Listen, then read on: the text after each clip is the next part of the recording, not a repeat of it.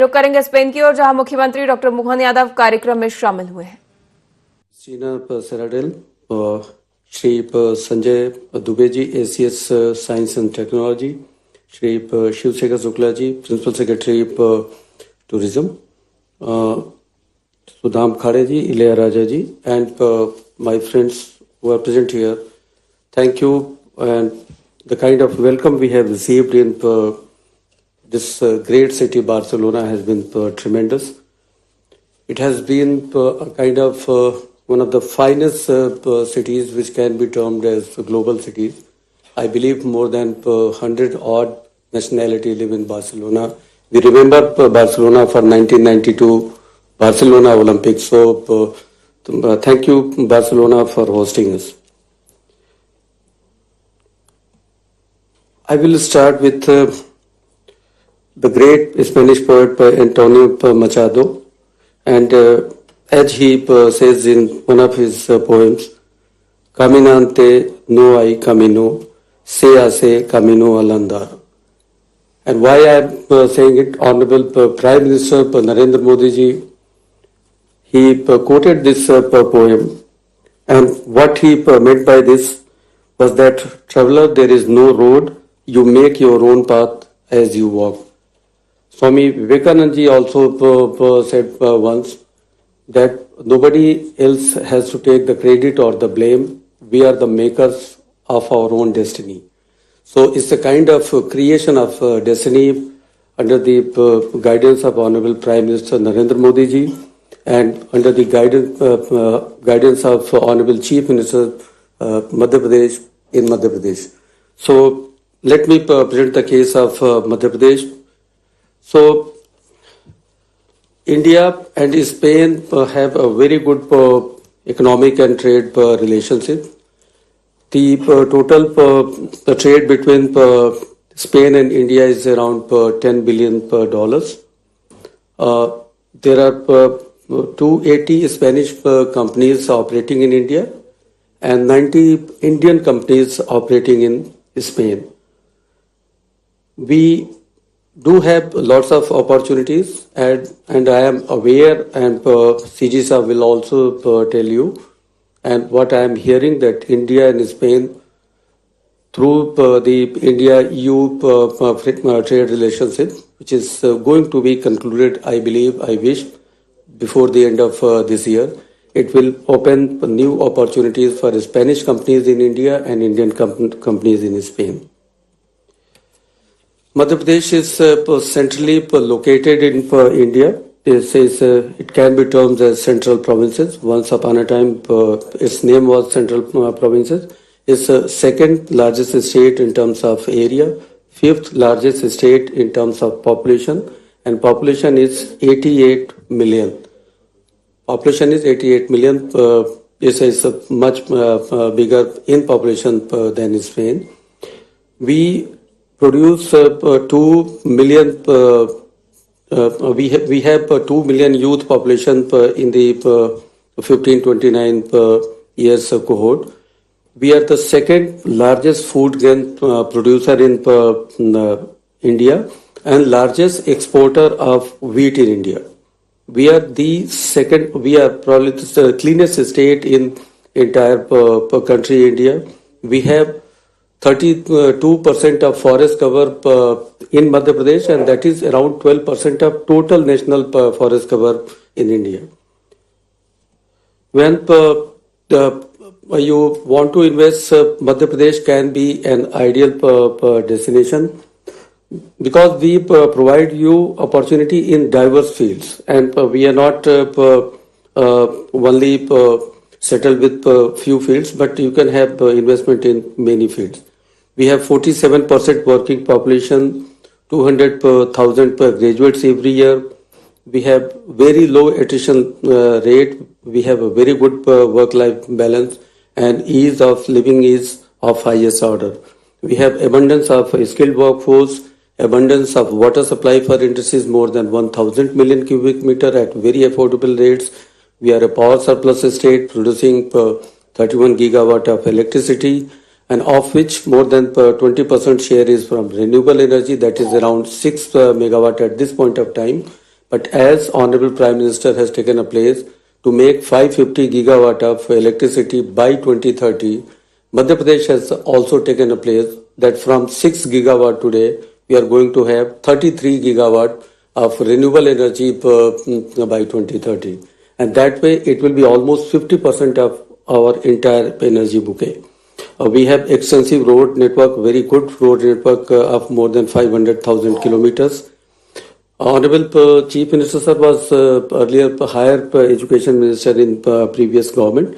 So due to his efforts, we do have around 55 private universities, second highest in India, good industrial training institutes, engineering colleges, and very big institutes like IITs, IIM, Manit, ISER, National Law University, and others.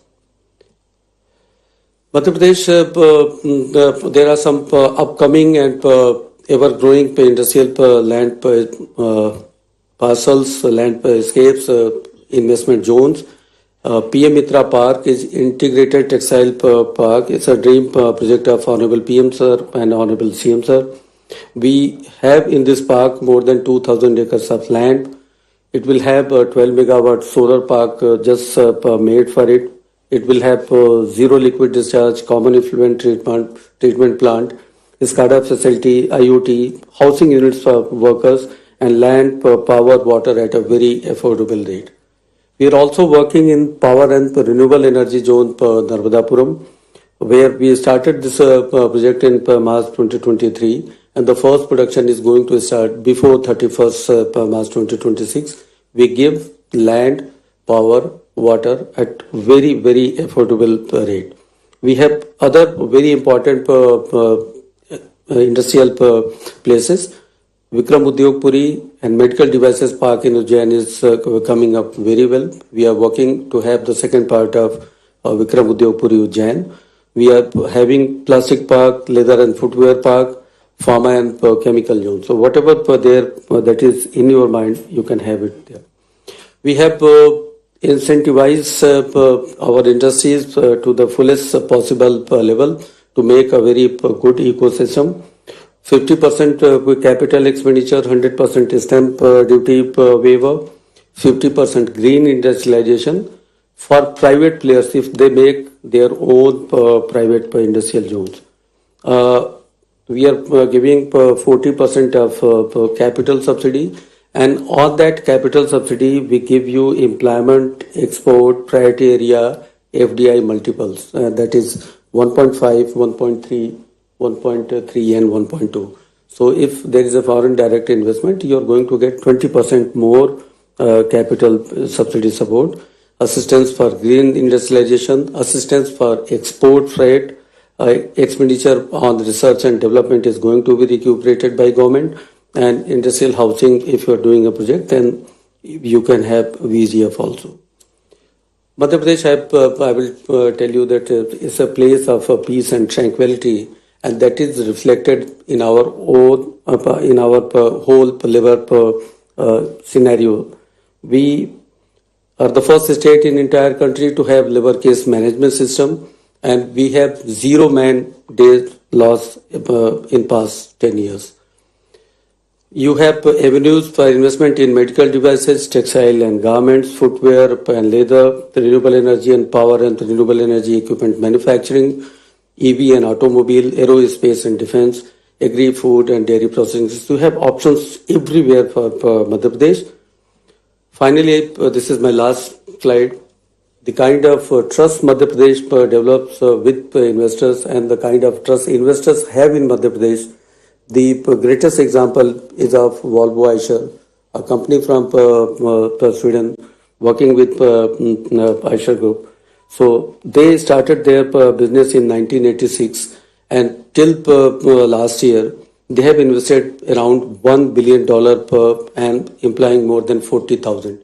And that investment has come in 7 tranches. Every time they think of doing something big, they do it in Madhya Pradesh. And finally, this is my last slide. Welcome to Madhya Pradesh. Madhya Pradesh is land of peace, tranquility, and endless opportunity. And before I conclude, thank you once again. And I will say, Visca Barcelona.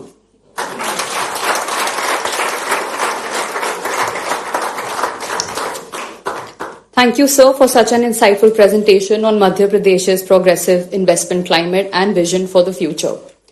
Our next presentation will take us on a journey through the rich cultural tapestry and timeless heritage of Madhya Pradesh while highlighting exciting avenues for investment in the tourism and cultural sectors.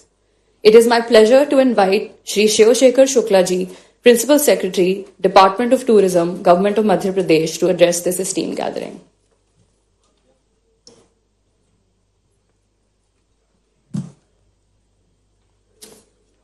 Honorable Chief Minister, sir, distinguished dignitaries on and off the dais, buenos dias, damas y caballeros. Good morning from the cleanest and greenest heart of India, incredible India. I will just begin my presentation with a small video. AV, please.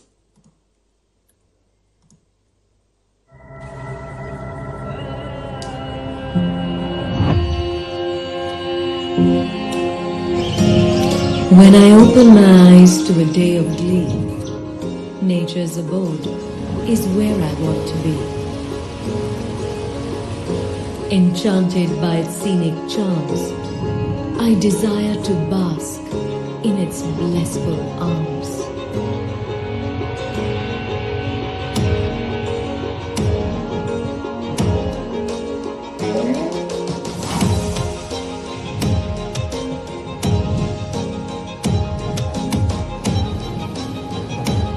When the going gets tough and triumph upholds, I wish to rejoice my victories amidst the brave and the bold. The adventure then unveils.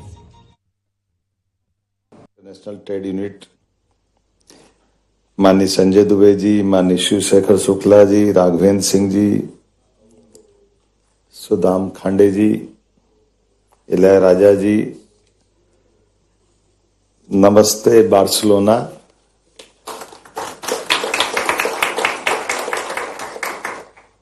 सॉलिडोस Barcelona.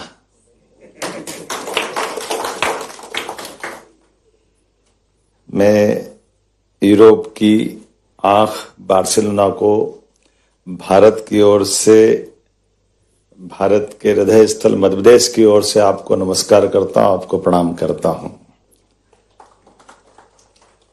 मंच पर उपस्थित सभी अतिथिगण, इस सभागार में मौजूद सभी भाइयों और बहनों, आधुनिकता और परंपरा को चमत्कार में कैसे बदला जा सकता है। दुनिया में कहीं सीखना हो तो बार्सिलोना से, स्पेन से सीखा जा सकता है। हमारे लिए ये बार्सिलोना का अपने इस अलग प्रकार के शहर के हिस्ट्री में जिस प्रकार से नवाचारों का शहर, चमत्कारों का शहर और पुरुषार्थी और प्रारब्ध के ऊपर एक तरह से अपनी विजय पताका फहराने वाला शहर, ये बार्सिलोना, आपका मैं स्वागत करता हूं, अभिनंदन करता हूं। इस शहर को ऐसा लगता देख करके कि जैसे सपनों का शहर हो। हमारे यहाँ तो माँ सरस्वती की हमारी सबके अवधारणा है कि माँ सरस्वती के माध्यम से कल्पनाशीलता के बाहर जाकर के भी उसकी सुंदरता ग्रहण होती है। ऐसा लग रहा है कि सरस्वती माँ ने सीधे बार्सिलोना का आशीर्वाद दे दिया है। वो दृश्य ऊपर से भी दिखाई देता जब मैं यहाँ उतरने वाला था और यहाँ आकर के देखकर भी लगता है जिस प्रकार से शहर की रचना बनी हुई है, जिस प्रकार से बाकी व्यवस्थाओं के साथ यहाँ के लोग अपने अतीत से भी गौरवशाली संबंध रखना चाहते हैं। और मैं माननीय प्रधानमंत्री जी को याद करूंगा जब उनने भारत के संदर्भ में ये बात कही है कि विरासत से विकास की ओर कदम बढ़ाए, तो मुझे लगता है स्पेन उनके दिल में जरूर होगा। इस नाते से उन्होंने ये शुरुआत की होगी। इस माध्यम से भी मैं माननीय प्रधानमंत्री जी के माध्यम से आपके इस गौरवशाली अतीत को नमस्ते करता हूं। भूमध्य सागर के शहर समीप बसा हुआ यह शहर प्राचीन व्यापार व्यवसाय के माध्यम से अपनी पहचान बनाता है। टूरिज्म, तकनीक, रचनात्मक उद्योगों की ये नगरी बन चुका है। और बार्सिलोना के संबंध में बोलने के लिए तो बहुत कुछ है, लेकिन मेरे पहले सारे वक्ताओं को बोलते बोलते समय की सीमा भी बताई गई थी, तो मैं अपने से भी पालन करना चाहूंगा कि मैं भी आपके इस समय सीमा का पालन करते हुए अपनी बात कहूं। बातें सारी आ गई है, चाहे खेल हो, कला हो, पर्यटन हो, प्रौद्योगिकी हो। बार्सिलोना ने विकास और नवाचार का एक नया मार्ग दिखाया है।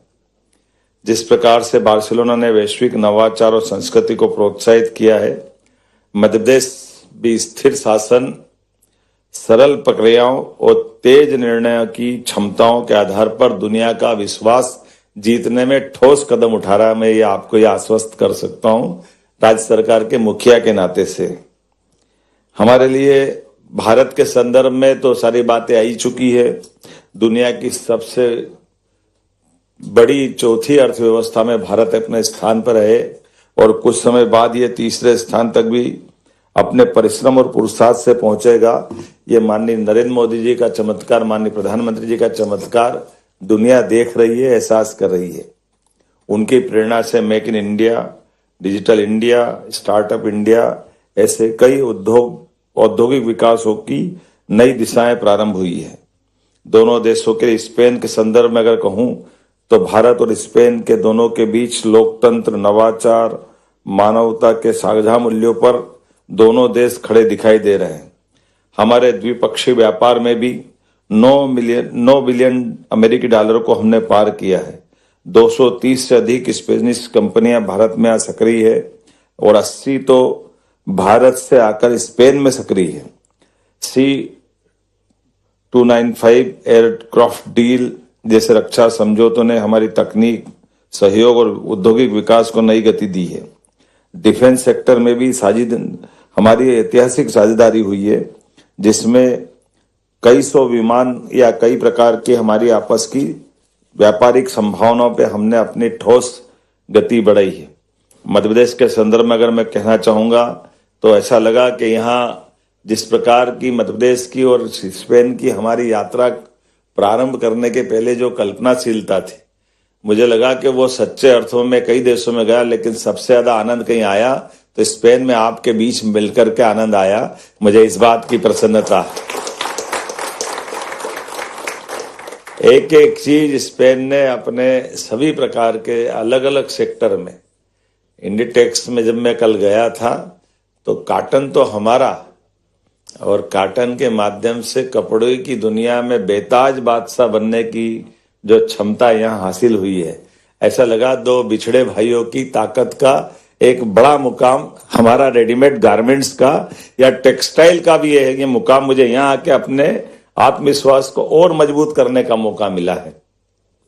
और उससे अच्छी बात जो एहसास होती है कि आमतौर पर व्यापार व्यवसाय करते करते व्यापार के साथ इथिक्स की बात पीछे छूट जाती है। जब धन कमाने जाते हैं तो धन कमाते कमाते उससे जुड़ी हुई मानवीय मूल्यों की जो भावना है, उस भावनाओं में हमारी कहीं न कहीं ज्यादती हो जाती है, कहीं अन्याय हो जाता है। लेकिन मुझे इस बात की प्रसन्नता जब हमने हमारी कपास की उत्पादकता के आधार पर, जब मैं इंडिटेक्स में कपड़े की इंडस्ट्री के साथ गया, मेरे साथ कई हमारे अपने वहां से जुड़े हुए उस रोजगार के आधार पर इंडस्ट्रियलिस्ट भी थे, तो जिस प्रकार से वहां बात हुई वो हमारे संबंधों को और प्रगाढ़ करती। जब उनने कहा कि आप एनर्जी भी अगर उपयोग करते हैं, बिजली उपयोग करते हैं, तो ग्रीन एनर्जी होना चाहिए।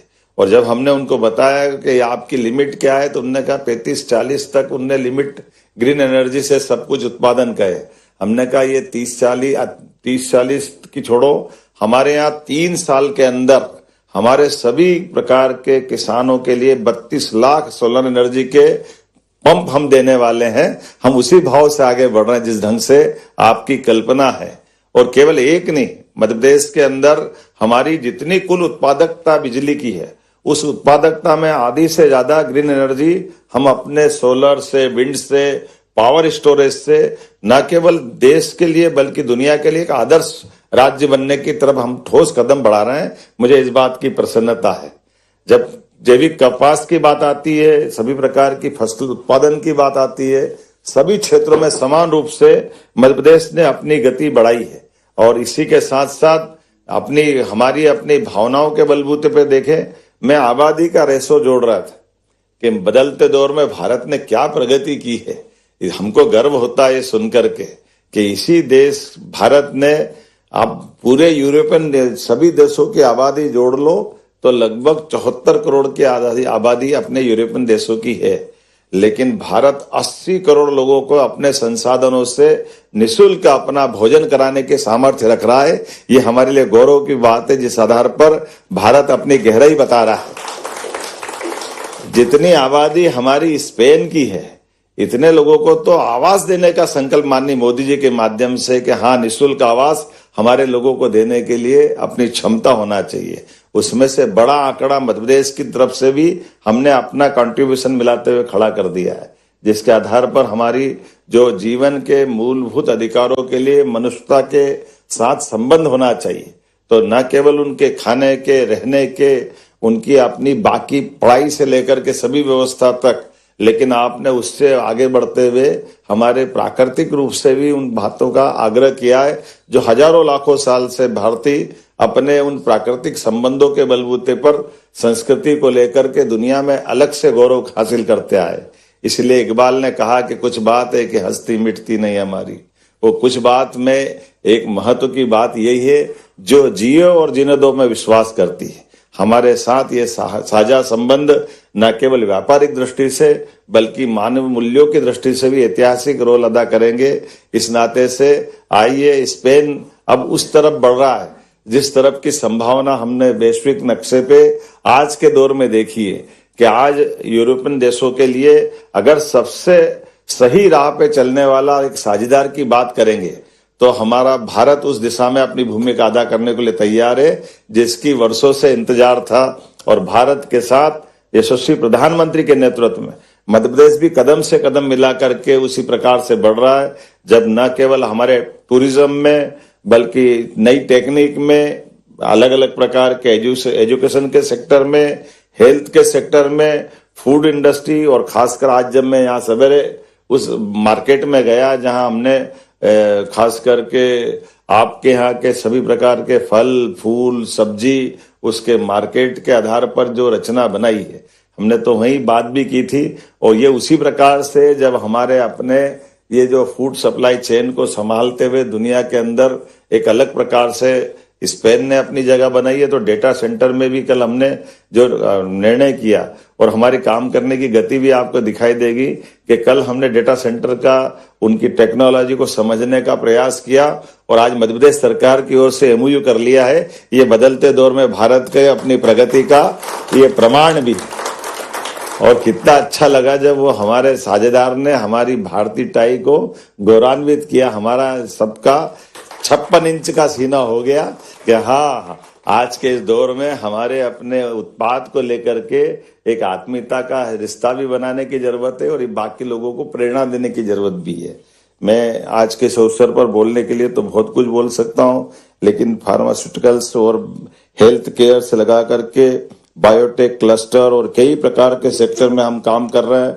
आईटी और डिजिटल इकोनॉमी की दृष्टि से बात आ चुकी है। फिल्म और बाकी चीजों पे भी हमने काम किया है।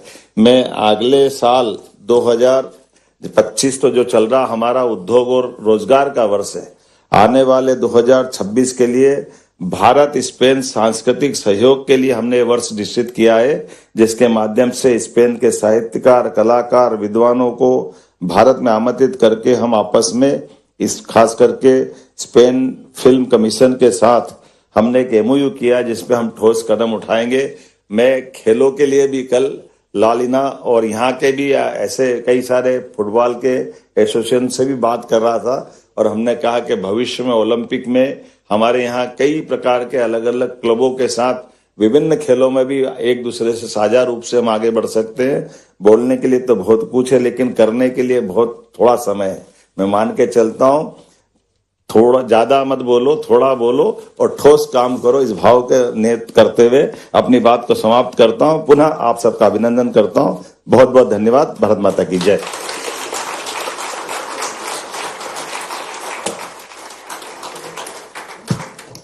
आपका बहुत बहुत धन्यवाद माननीय मुख्यमंत्री जी। Thank you so much, sir, for your powerful and visionary address. We are deeply grateful for your presence today. The time has come to bring this prestigious event to a close. I invite Dr.